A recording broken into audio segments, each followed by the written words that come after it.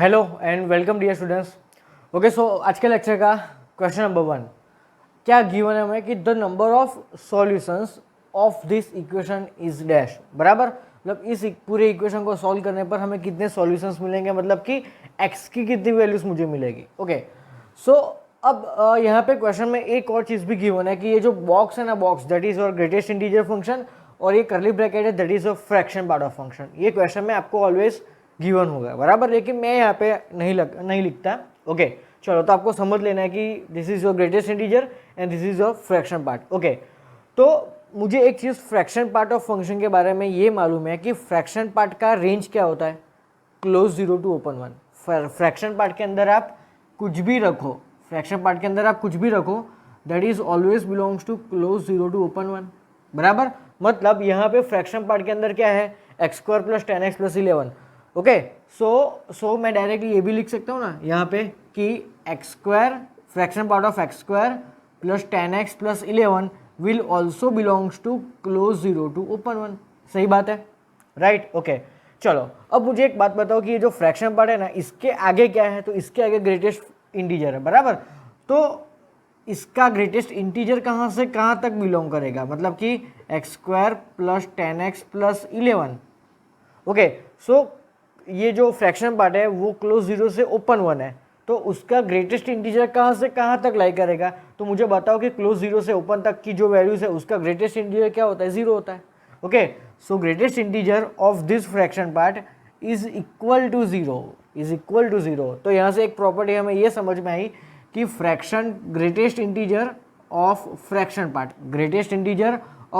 Part is always equal to 0। So ये एक important property है, वो आप अपने पेज में मार्जिन में नोट डाउन कर लो अच्छे से। ओके, तो हमें यहाँ से एक नई प्रॉपर्टी सीखने को मिली। बराबर, चलो, मतलब कि ये जो पूरी जो राइट हैंड साइड है ना, वो में क्या हो गई, 0 बन गई। Okay, so left hand side में क्या बचा, e⁻² plus e⁻x minus 2 is equal to 0। Okay, चलो, एक काम करता हूँ, मैं e⁻x को t मानता हूँ, e⁻x को मैं t मानता हूँ, तो ये क्या होगा, this is our t² plus t minus 2 is equal to 0। चलो, इसके दो फैक्टर्स कौन से होंगे, t plus 2 and t minus 1 is equal to 0। तो मुझे यहाँ से क्या मिला, t is equal to minus 2 and t is equal to 1 मिला। ओके, नाउ t की वैल्यू वापस रखो, तो t की वैल्यू क्या थी, e⁻x, so I gate e⁻x is equal to minus 2 and e⁻x is equal to 1। लेकिन e⁻x is what, exponential function. Exponential function की रेंज इज ऑलवेज पॉजिटिव, वो कभी नेगेटिव हो नहीं सकता। Okay, so this is not possible. तो मुझे यहाँ से क्या मिला, e⁻x is equal to 1। Okay, तो मुझे फाइनली चाहिए क्या, we have to find total number of solutions, मतलब we have to find values of x, कितनी वैल्यूज मिल रही है x की। तो अगर मुझे यहाँ से x को सब्जेक्ट बनाना है तो e उधर जाएगा तो log हो जाएगा। सो यहाँ से I get x is equal to log 1 with base e, और log 1 विथ बेस e क्या होता है, 0। ओके, सो x की वैल्यू क्या है, 0, मतलब कि कितनी वैल्यूज मिली x की, एक ही वैल्यू मिली, and that value is 0। Okay, so मैं यही तो पूछा था कि the number of solutions, which solution we get, ऐसा नहीं पूछा। बराबर, सो मुझे एक ही सॉल्यूशन मिला, तो भूल से भी 0 आंसर आया x का, तो अब 0 टिक मत कर लेना। बराबर, 0 तो खुद एक सॉल्यूशन है, तो कितने सॉल्यूशंस मिले, एक ही सॉल्यूशन मिला। सो ऑप्शन नंबर बी हमें टिक करना होगा। ओके, सो यहाँ से हमें एक इंपॉर्टेंट प्रॉपर्टी ये समझने में आई, greatest integer of any fraction part is always exactly equal to 0। Okay, so right hand side हमारी 0 हो गई। ओके, सो सिंपल एक क्वाड्रेटिक इक्वेशन था जो हमने सॉल्व किया, और यहाँ पे ये प्रॉपर्टी यूज़ की कि एक्सपोनेंशियल फंक्शन की जो रेंज है that is always positive. Okay, so option number B हमारा फाइनल आंसर आया। Okay, so please pause the video and note it down.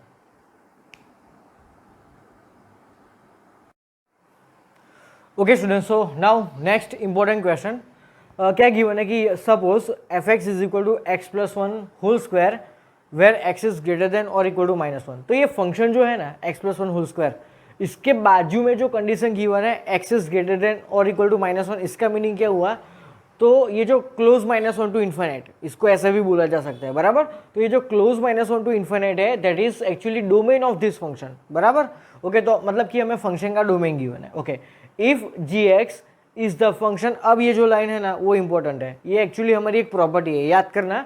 If gx is the function whose graph is reflection of the graph of fx with respect to the line y is equal to x, then gx is what? क्या है, हमारे पास दो function है f x and g x. अब ये जी x function के बारे में हमें क्या बोला है कि जी एक्स एक ऐसा फंक्शन है जिसका ग्राफ एफ एक्स के ग्राफ का रिफ्लेक्शन है with respect to y is equal to x line. मतलब क्या हुआ, मतलब f x and g x एक दूसरे के इनवर्स है, समझ में आया, मतलब कि g x is equal to f inverse x. ये प्रॉपर्टी हमने एक पढ़ी थी बराबर, कि कोई भी फंक्शन का ग्राफ अगर ड्रॉ करते हो आप तो उसके इनवर्स का ग्राफ कैसा होगा, तो y is equal to x line के रिस्पेक्ट में ओरिजिनल फंक्शन की मिरर इमेज होगी। ओके, सो ये फंक्शन, ये प्रॉपर्टी हमें यहाँ पे यूज करनी होगी। Okay, so from the property we can write g x is equal to f inverse x. Okay, और हमें फाइंड क्या करना है, हमें जी एक्स ही तो फाइंड करना है बराबर। तो जी एक्स क्या होगा, हमारा जो फंक्शन है एफ एक्स उसका इनवर्स होगा। सो बेसिकली हमें एफ एक्स का इनवर्स फाइंड करना है।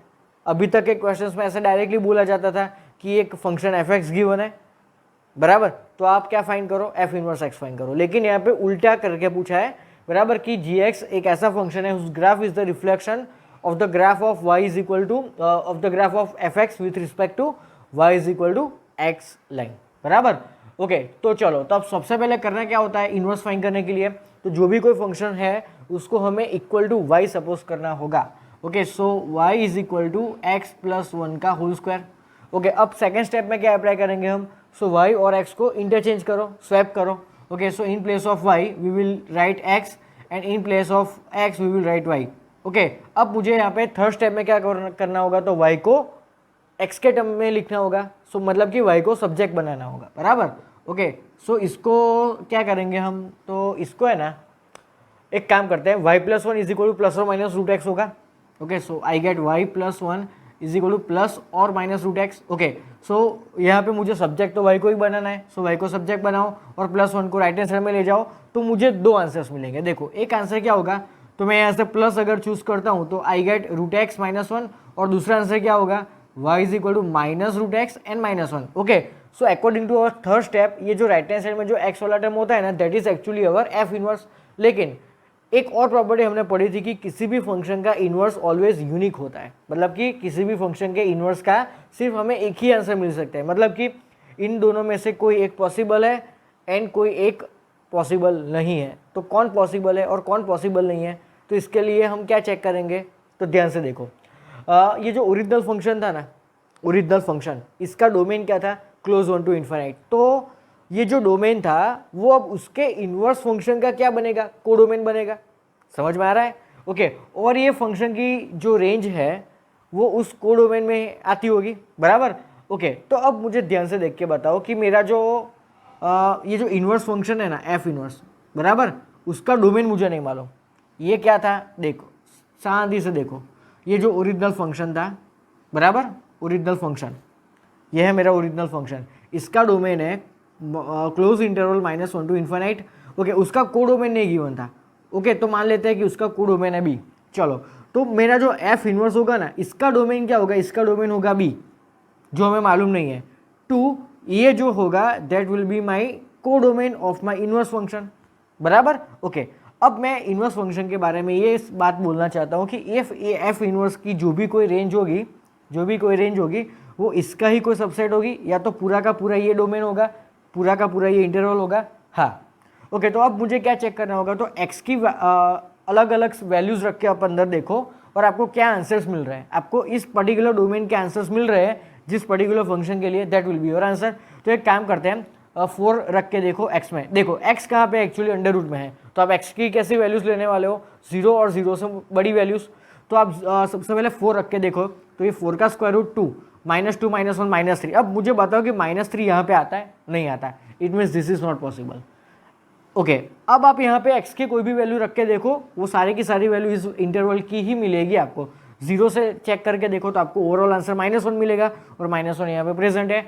चलो, x की जगह पर 16 ले लो, तो 16 का स्क्वायर रूट 4, 4 -1 3, 3 यहाँ पे भी है, 4 लेके देखो यार, तो 4 का स्क्वायर रूट 2, 2 -1 1, ये भी वहाँ पे आता है। So this is my final answer. Okay, so f inverse x is equal to f inverse x मतलब कि g x is equal to root x -1। Okay okay okay, अब मैं जो x की वैल्यूज यहाँ पे रखने वाला हूँ वो कैसी होगी, ग्रेटर देन और इक्वल टू 0। सो ये है मेरा final answer and that is option number D. Check करो, that is option number D. So ऐसे यहाँ पे दोनों में से कौन आंसर है मेरा पॉसिबल वाला, वो हम चेक करते हैं यूजिंग कोडोमेन, बराबर। तो फिर से एक बार छोटी सी एक्सप्लेनेशन दे देता हूँ कि जो ओरिजिनल फंक्शन था इसका ये डोमेन था, कोडोमेन मुझे नहीं मालूम, ओके। तो इन्वर्स फंक्शन जो बना तो ये कोडोमेन इसका डोमेन बनेगा और ये domain will be codomain, okay. तो एफ इन्वर्स की जो भी कोई रेंज होगी that will be a subset या तो completely equal to this particular interval, बराबर। तो एक्स कहाँ पे एक्चुअली अंडर रूट में, तो एक्स की जो भी कोई वैल्यू मैं यहाँ पे रखूंगा that will be greater than और इक्वल टू 0, ओके। चलो अगर मैं यहाँ पे एक्स की वैल्यू 4 रखता हूँ तो मुझे आंसर मिल रहा है -3, लेकिन -3 मतलब होगा क्या, इसकी रेंज होगी और जो रेंज है वो कंपलसरी इसके अंदर होनी चाहिए, लेकिन अंदर है नहीं, so this is not possible and this is possible, okay. So option number D is our final answer, okay. So please pause the video and note it down, okay. So now moving to our next question. यहाँ पे दो function given है gx and fx, okay. ये जो fx है that is our signum function, लेकिन उसको directly उसकी डेफिनेशन देकर ही गिवन है, okay. And gx is 1 + x - box x, और ये box x क्या होता है, box x is greatest integer function, then we have to find f of gx, okay. ये तो सिंपल एक ब्रैकेट है, बराबर, ये बॉक्स नहीं है, ये सिंपल एक ब्रैकेट है, okay. So we have to find f of gx, बराबर। तो f of gx क्या होता है, तो ये जो gx है ना, gx इसको कहाँ पे रखना होता है, इसको हमें f में रखना होता है, बराबर। लेकिन f देखो तो f तो 3 अलग अलग टाइप्स के इनपुट एक्सेप्ट करता है, लेकिन यहाँ पे f का इनपुट क्या होगा, gx। तो मुझे ये चेक करना होगा यहाँ पे कि जो मेरा gx है, जो कि मेरा f का इनपुट है, तो gx कैसा इनपुट है, पॉजिटिव इनपुट है, नेगेटिव इनपुट है, या तो एग्जैक्टली 0 है। अगर मेरा gx पॉजिटिव है तो पूरा आंसर क्या होगा, पूरा पॉजिटिव है तो 1, अगर gx नेगेटिव है तो मेरा फाइनल आंसर क्या होगा, -1, एंड अगर मेरा gx एग्जैक्टली इक्वल टू 0 है तो मेरा फाइनल आंसर क्या होगा, 0 होगा। तो I have to check whether my gx is which type, positive, negative या तो 0। तो gx मुझे क्या गिवन है, 1 + x - box x, 1 + x - box x, okay. तो एक ही लाइन का ये क्वेश्चन है, एक ही लाइन में खत्म हो जाएगा, 1 + x - box x। लेकिन हमने एक प्रॉपर्टी पढ़ी थी, x - box x होता क्या है, that is fraction part of x, बराबर। सो 1 प्लस ये क्या होगा, फ्रैक्शन पार्ट ऑफ x, लेकिन फ्रैक्शन पार्ट की जो रेंज है वो क्या होती है, क्लोज 0 to 1, ओके। सो देखो ये 1 प्लस इसका रेंज है वो क्या होती है, क्लोज 0 to 1। तो सिंपल चीज़ है, 1 में आप इस पर्टिकुलर रेंज की कोई भी डिजिट यहाँ पे ऐड कर दो 1 में, तो ओवरऑल आंसर आपका कैसा होगा, ग्रेटर देन 0 ही तो होगा, okay. So directly I can say my gx is always greater than 0, मतलब कि f का जो इनपुट है वो कैसा है, ग्रेटर देन 0 है, बराबर। तो f का इनपुट अगर ग्रेटर देन 0 है तो क्या आउटपुट जनरेट करेगा, always 1। So my final answer is what, 1 है, simple question, okay. So please pause the video and note it down, okay students. So now next question, ये जो question है वो JEE मेंस 2020 में जनवरी में कोई शिफ्ट में आया था, ओके। बहुत मस्त क्वेश्चन है। क्या पूछा है हमें, एक फंक्शन गिवन है 8⁻² - 8⁻² upon 8⁻² plus 8⁻² where x belongs to open -1 to 1 and we have to find inverse of this fx, बराबर, ओके। और 4 मस्त ऑप्शन गिवन है, देखो ऑप्शन को ध्यान से देखना बिफोर सॉल्विंग द क्वेश्चन, बराबर, ओके। चलो तो बेसिकली हमें ये जो फंक्शन गिवन है उसका इनवर्स फाइंड करना है। तो सबसे पहला काम क्या है, तो गिवन फंक्शन को y इज इक्वल टू के फॉर्म में लिखना है। So y is equal to 8⁻² minus 8⁻² upon 8⁻² plus 8⁻², okay. So this is my function y is equal to fx, okay. अब क्या करना है, तो x और y को इंटरचेंज करो, तो y की जगह पे लिखो x, तो यहाँ पे होगा 8⁻² माइनस 8⁻² अपॉन 8⁻² प्लस 8⁻², ओके। अब एक काम करते हैं, इन दोनों को यहाँ पे x के साथ में क्रॉस मल्टीप्लाई करो, बराबर। तो क्या होगा, तो x into 8⁻² plus x into 8⁻², बराबर, इज इक्वल टू 8⁻² माइनस 8⁻², बराबर। अब एक काम करते हैं, +2y वालों को साथ में रखते हैं इक्वल टू की लेफ्ट हैंड साइड में, और -2y को इक्वल टू की राइट हैंड साइड में साथ में रखते हैं और कॉमन भी निकाल लेते हैं, ओके। सो 8⁻² को अगर मैं लेफ्ट हैंड साइड में लाके कॉमन निकालता हूँ 8⁻², ओके, 8⁻², तो यहाँ पे ब्रैकेट में क्या बचेगा, x - 1 इज इक्वल टू, यहाँ इसको मैं राइट हैंड साइड में ले जाके मैं -8⁻²y को कॉमन निकालूंगा तो बेसिकली क्या बचेगा, इसको मैं राइट हैंड साइड में ले जाता हूँ तो ये खुद माइनस होगा, बराबर। तो अंदर बचेगा क्या, अंदर बचेगा x+1 बचेगा। ओके, अब मुझे करना क्या है, y को ही सब्जेक्ट बनाना है, बराबर। तो y वाले टर्म्स को इसके नीचे ले जाता हूँ और x-1 को इसके नीचे ले जाता हूँ, बराबर।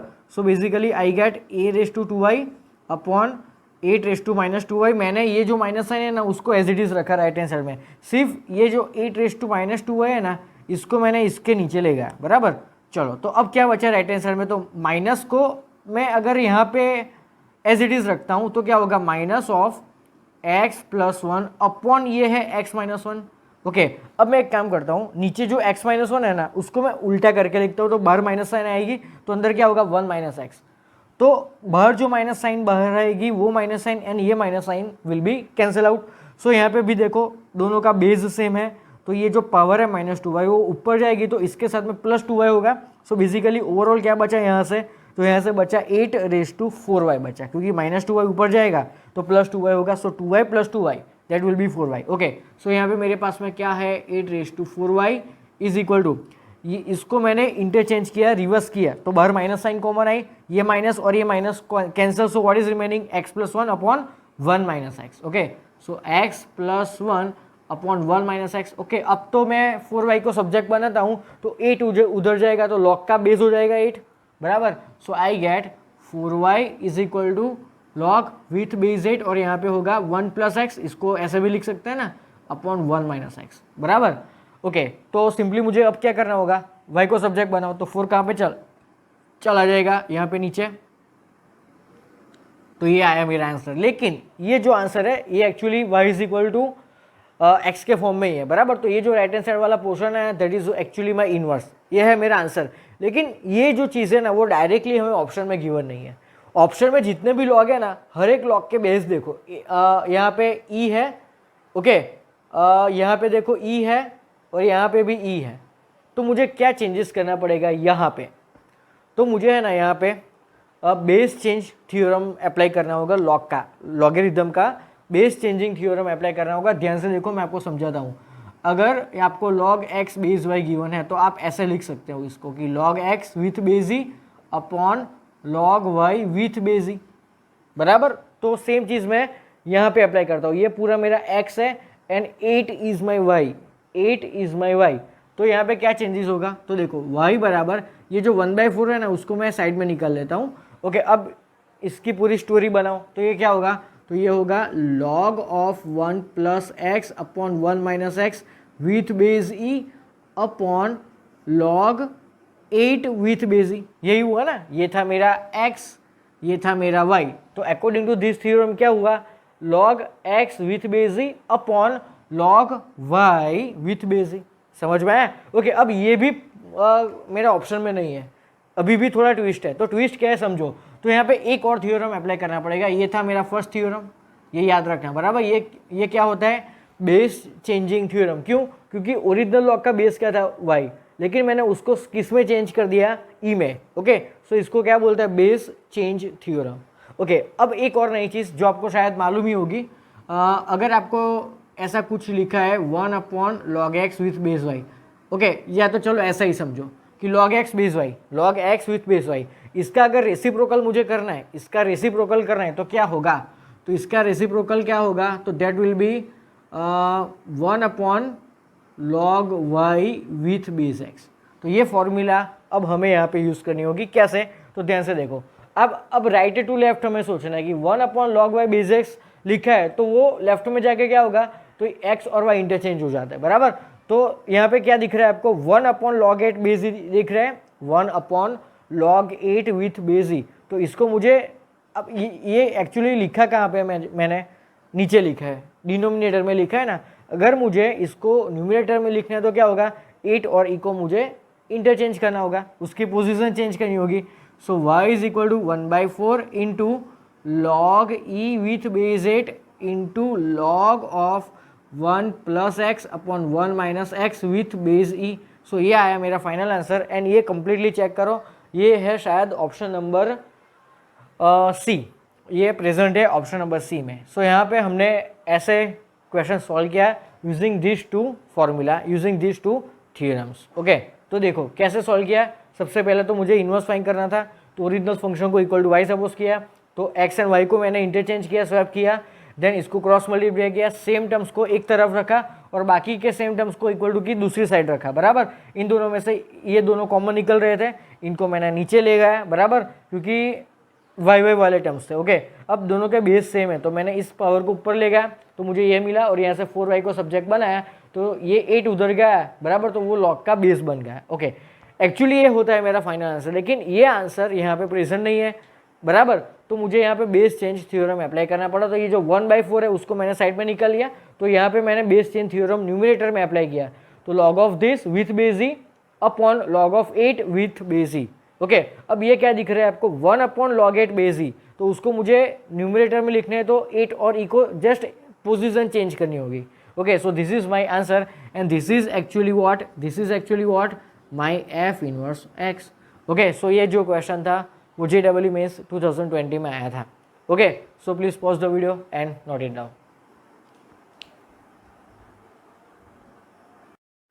Okay students, so now next question. ये क्वेश्चन भी JEE मेंस 2020 में पूछा गया था। ओके, एक फंक्शन गिवन है gx that is x² plus x minus 1, और आपको GOF ऑफ x गिवन है that is 4x² minus 10x plus 5, then we have to find f of 5/4, बराबर। तो f ऑफ 5/4 फाइंड करने के लिए हमें इन दोनों इक्वेशंस का यूज़ करना पड़ेगा। तो डायरेक्टली f ऑफ 5/4 फाइंड करने के लिए हमारे पास fx नहीं है। अगर हमारे पास fx होता तो fx की डेफिनेशन में x की जगह पे हम π/4 रखते, बराबर, तो मुझे आंसर मिल जाता। लेकिन 5/4 कहाँ पे रखे, f की डेफिनेशन है तो नहीं मेरे पास, तो हम इन दोनों का यूज़ करेंगे। तो सबसे पहले हमें GOF गिवन है। ओके, तो GOF की डेफिनेशन क्या है, that is g of fx and that is equal to 4x² minus 10x plus 5। सबसे पहले ये चीज़ क्लियर। ओके, अब मुझे फाइंड कर रहा है f ऑफ 5/4। ओके, तो मतलब लेफ्ट हैंड साइड में अगर मैं x की जगह पे 5/4 रखता हूँ, तो मुझे राइट हैंड साइड में भी हर एक जगह पे 5/4 रखना पड़ेगा। Yes, okay, so in place of x put 5/4, so I gate 4 into, अब यहाँ पे देखो 5/4 का square that is 25/16 minus 10 into 5/4 plus 5, बराबर। चलो, तो ये क्या होगा, 4 4 16, सो ये आया 25/4 माइनस ये आया 50/4, ओके, और ये आया प्लस 5। चलो, अब ये कितना होगा, ये होगा minus 25/4 plus 5। Okay, cross multiply करने पर मुझे क्या मिलेगा, मुझे फाइनल आंसर मिलेगा -5/4, और ये किसका आंसर आया, g ऑफ f ऑफ 5/4 का आंसर आया। लेकिन मुझे तो चाहिए f ऑफ 5/4। ओके, मतलब कि अभी तक मैंने किसका यूज़ किया, इसकी डेफिनेशन का यूज़ किया, बराबर। Okay, now I will use this. Okay, अब है g of x is equal to x² plus x minus 1। अगर एक काम करता हूँ, हमारे पास यहाँ पे है g ऑफ x और यहाँ पे है g of 5/4, g of f of 5/4, तो मैं एक काम करता हूँ, x की जगह पे क्या रखता हूँ, यहाँ पे f ऑफ 5/4 यहाँ पे रखता हूँ, बराबर। Okay, so g as it is in place of x I will put f of 5/4, so f of 5/4 is equal to, यहाँ पे रखो तो यहाँ पे क्या होगा, f of 5/4 का स्क्वायर होगा प्लस f of 5/4 और -1। समझ में आया, बराबर। ओके, सो हमें फाइनली फाइंड क्या करना था, f of 5/4। तो इस पूरे इक्वेशन में मैं f of 5/4 की जगह पे t रखता हूँ। ओके, और ये क्या था, तो ये था -5/4, तो इसकी जगह पे I will write -5/4 is equal to, ये है t² प्लस t माइनस 1। चलो, 0 इज इक्वल टू, इसको राइट हैंड साइड में ट्रांसफर करो, so I get t² plus t minus 1 plus 5/4, बराबर। तो 0 is equal to t² plus t, ये क्या होगा, ये होगा प्लस 1/4, ये होगा प्लस 1/4। क्लियर। ओके, अब ये जो राइट हैंड साइड है ना, वो किसका होल स्क्वायर है, तो ये है t प्लस 1/2 का होल स्क्वायर। चेक कर लो, a plus b whole square की फॉर्मूला रिवर्स चेक करके देख लो, ये t प्लस 1/2 का होल स्क्वायर है, बराबर। ओके, अगर किसी का भी स्क्वायर इक्वल टू 0 है तो that thing is equal to 0, so I can write t plus 1/2 is equal to 0, दो I get t is equal to -1/2, और t खुद क्या था यार, दैट वॉज f ऑफ 5/4, तो मुझे यहाँ से मिला मेरा final answer, that is -1/2। Okay, that is option number C. तो सिंपल जो दो चीज़ें गिवन थी उसका मैंने एक के बाद एक यूज़ किया। ओके, तो सबसे पहले मैंने GOF ऑफ x, उसकी डेफिनेशन लगाई G(f of x). ओके, लेकिन मुझे f of 5/4 चाहिए, तो यहाँ पे x की जगह पे मैंने क्या रखा, 5/4। तो अगर मैं लेफ्ट हैंड साइड में x की जगह पे 5/4 रखता हूँ तो through out right hand side में हर जगह पे x की जगह पे ये चीज़ रखनी पड़ेगी। तो रखने पर मुझे क्या मिला, G(f of 5/4) की वैल्यू मुझे मिली -5/4। ओके, अब मैंने इसकी हेल्प ली, यहाँ पे था G(f of 5/4) और यहाँ पे है G of x, तो x की जगह पे मैं क्या रखूँगा, f of 5/4 throughout the equation. Okay, so रखा, इसकी वैल्यू मैंने यहाँ पे फाइंड की थी -5/4, इसको मैंने t सपोज किया तो मुझे एक परफेक्ट स्क्वायर मिला, क्वाड्रेटिक इक्वेशन परफेक्ट स्क्वायर मिला। बराबर, किसका स्क्वायर मिला, t + 1/2 का होल स्क्वायर। सो मुझे यहाँ से मिला t = -1/2 and t is what, f of 5/4। सो ये आया मेरा फाइनल आंसर। ओके, सो इस तरह से ये क्वेश्चन सॉल्व करना होगा। सो pause the video and note it down. Okay, so next question, ये क्वेश्चन सितंबर 2020 में पूछा गया था। ओके, एक फंक्शन है f from r - a to r f(x) is equal to a minus x upon a plus x, where x is never equal to -a and f(x) is not equal to -a, and we are given that f of x is equal to x, then we have to find f of -1/2। मतलब कि दो काम की चीज़ें हमें given है, एक तो f(x) गिवन है और एक तो f of x गिवन है, that is x, and we have to find f of -1/2। थोड़ा बहुत प्रीवियस क्वेश्चन जैसा है। ओके, मतलब कि ये चीज़ फाइंड करने के लिए हम इन दोनों का यूज़ करेंगे। तो सबसे पहले हम इसका यूज़ करते हैं, जैसे हमने प्रीवियस क्वेश्चन में भी FOG का यूज़ किया था, यहाँ पे FOG के बदले FOF गिवन है तो हम उसका यूज़ करते हैं। बराबर, तो हमें क्या गिवन है कि FOF of x is equal to x, लेकिन इसकी डेफिनेशन क्या है, f of fx। So f of fx is equal to x। बराबर, अब देखते हैं, तो मुझे फाइनली फाइंड क्या करना है, f of -1/2। तो यहाँ पे x की जगह पे -1/2 रखने की जगह पे ये x एंड x, उसकी जगह पे -1/2 मैं नहीं रख रहा। मैं क्या कर रहा हूँ, ये जो f है बाहर वो एज इट इज, और इस fx की जगह पे मैं -1/2 रख रहा हूँ। तो राइट हैंड साइड में तो x ही होगा, राइट हैंड साइड में तो x ही होगा ना।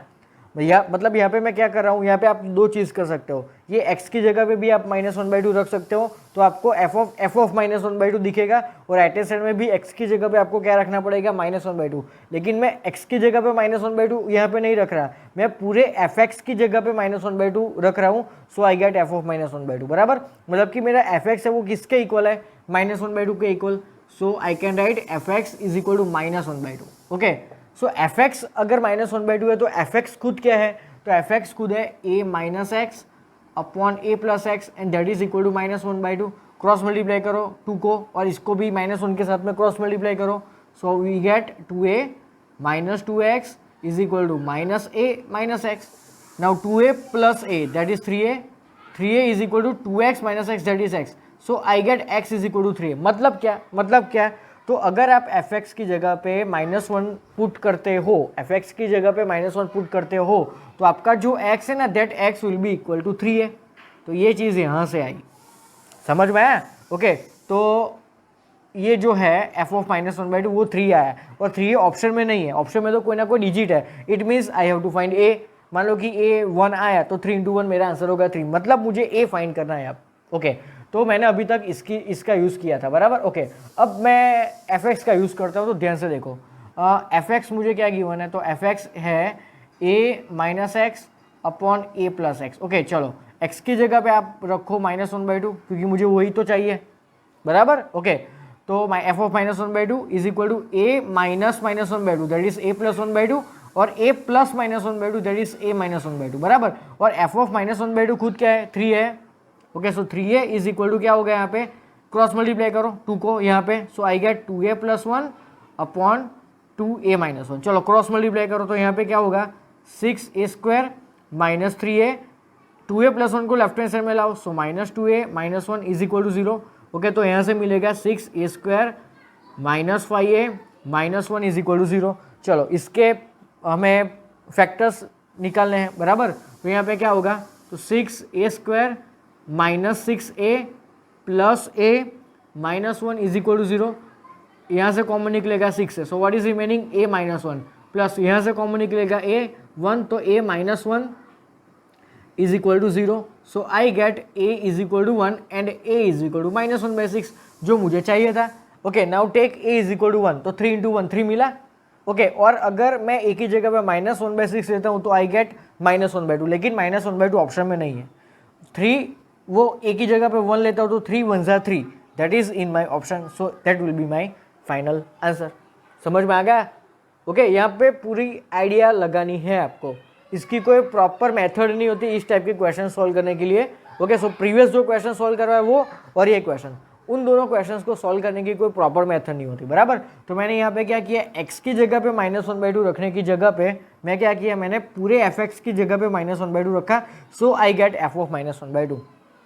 क्लियर? ओके, मान लो कि यहाँ पे f की जगह पे g होता, f की जगह पे g होता, मान लो कि मुझे g o f x is equal to x given होता, तो ये जो g है ना g, तो g ऑफ एफ एक्स होता, तो मैं उस टाइम पे x की जगह पे -1/2 रखता, लेकिन यहाँ पे बाहर भी f है, सो f ऑफ -1/2 चाहिए मुझे।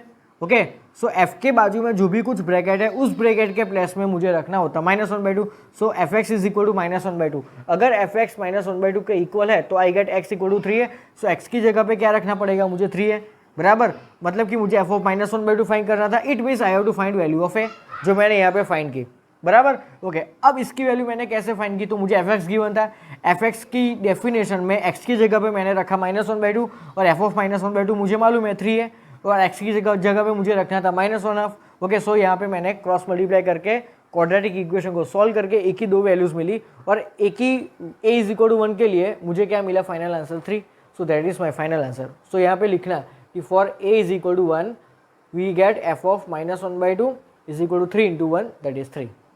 Okay, so please pause the video and note it down.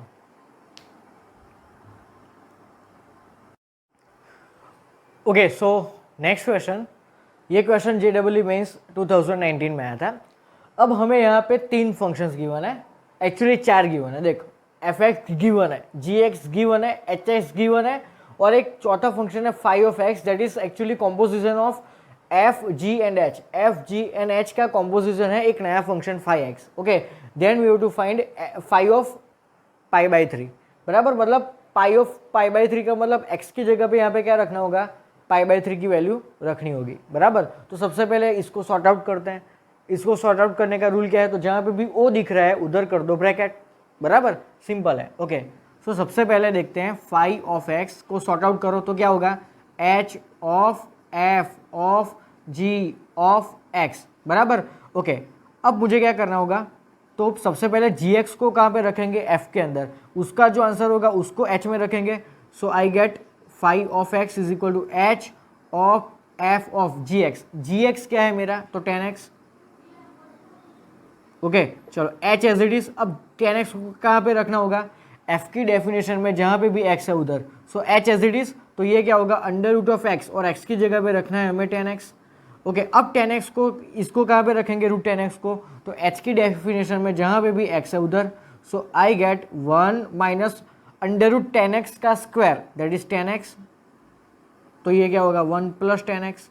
Okay, ये आया मेरा फाई ऑफ एक्स। अब ये किसकी डेफिनेशन है, 1 minus 10x upon 1 plus 10x, तो that is definition of 10π/4 minus x. 10π/4 minus x की डेफिनेशन है, बराबर। तो अब x की जगह पे हमें क्या रखना है, π/3।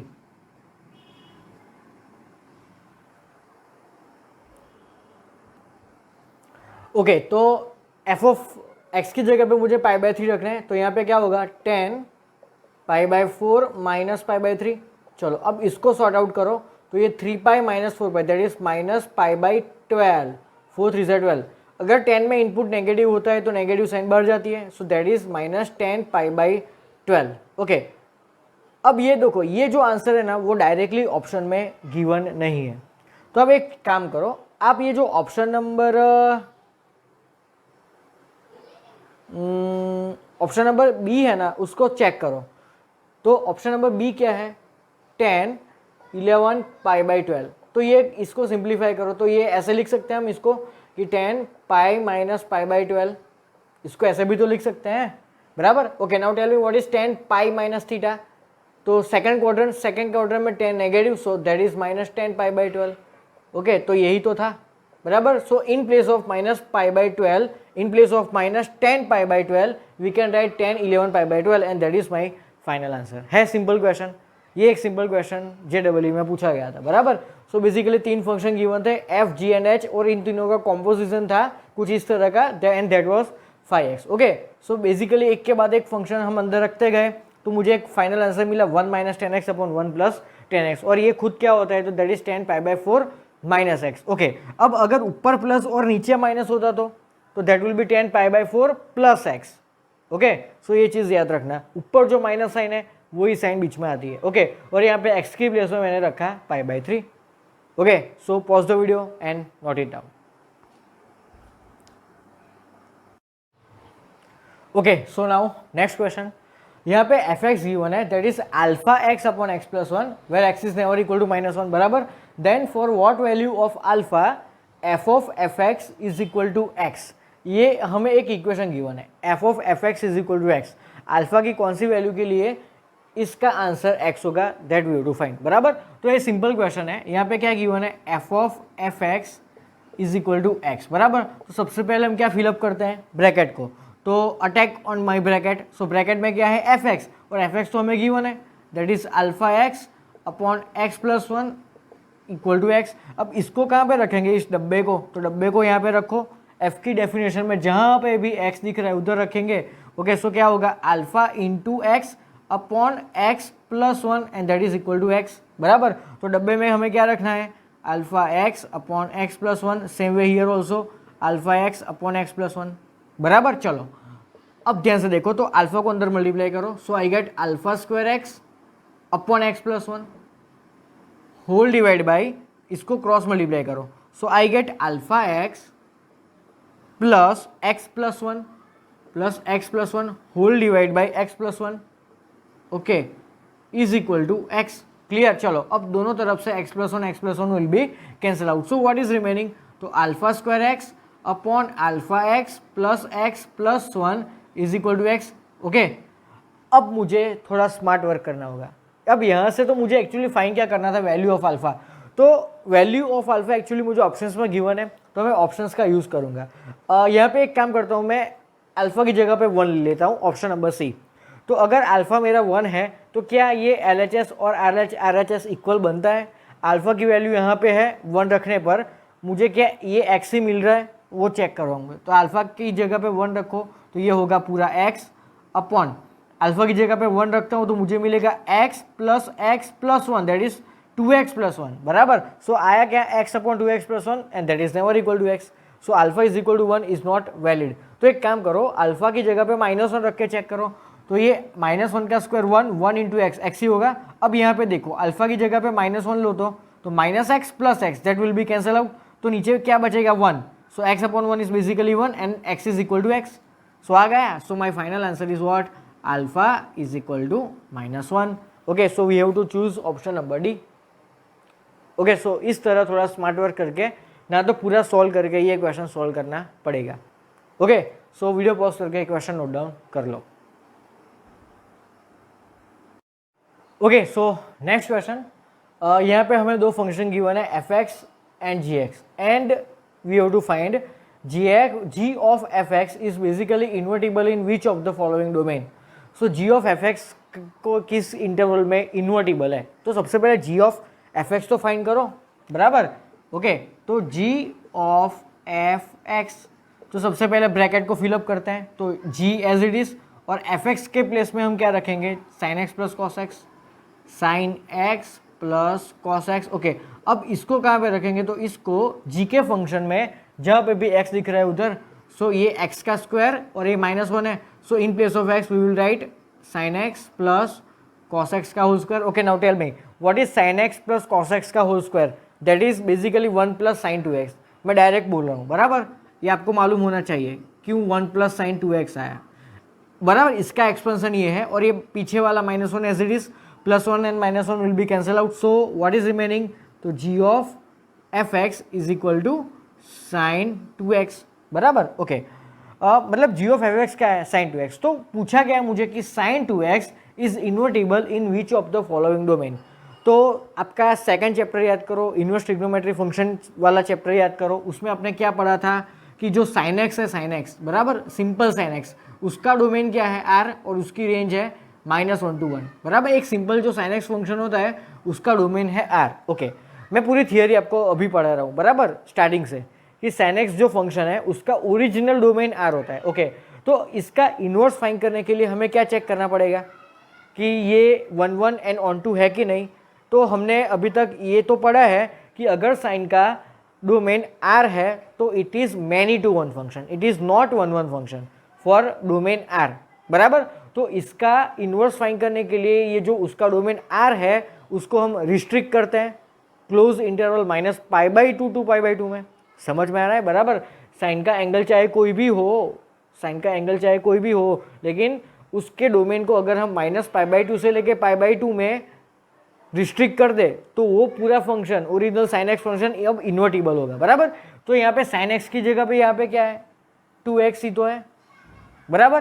तो हमारा जो 2x है वो कंपलसरी कहाँ से कहाँ तक लाई करना चाहिए, -π/2 से π/2 में। तो ही ये जो मेरा साइन फंक्शन है वो कैसा होगा, इन्वर्टिबल होगा। समझ में आ रहा है। अगर साइन के अंदर जो भी कोई एंगल है वो एंगल कंपलसरी -π/2 से π/2 में होगा तो ही साइन फंक्शन इन्वर्टिबल है। वो हमने अभी तक थियरी में पढ़ा चैप्टर नंबर 2 में। ओके, सो बेसिकली यहाँ पे एंगल कौन सा है 2x, तो 2x must be lie in -π/2 to π/2, लेकिन हमें तो ऑलवेज x फाइंड करना होता है, x फाइंड करना होता है ना बराबर। तो 2 को दोनों तरफ डिवाइड कर दो, so I get -π/4 less than equal to x less than equal to π/4। Okay, so यहाँ पे option number B is my final answer है। Simple question. ओके, तो यहाँ पे थियरी जो थी वो आपको समझ में आनी चाहिए। यहाँ पे जो भी कोई एंगल है उस एंगल को आपको ये इन दोनों के बीच में रखना होगा और यहाँ से आपको x फाइंड करना होगा, बिकॉज हमें पता है कि साइन फंक्शन कब इन्वर्टिबल है कि जब उसका जो एंगल है वो क्लोज -π/2 to π/2 में होगा तो ही साइन फंक्शन इन्वर्टिबल होगा। ओके, सो यहाँ पे एंगल कौन सा था 2x, तो 2x को इन दोनों के बीच में होना चाहिए। सो यहाँ से आप x फाइंड कर लो। Okay, so that is my final answer.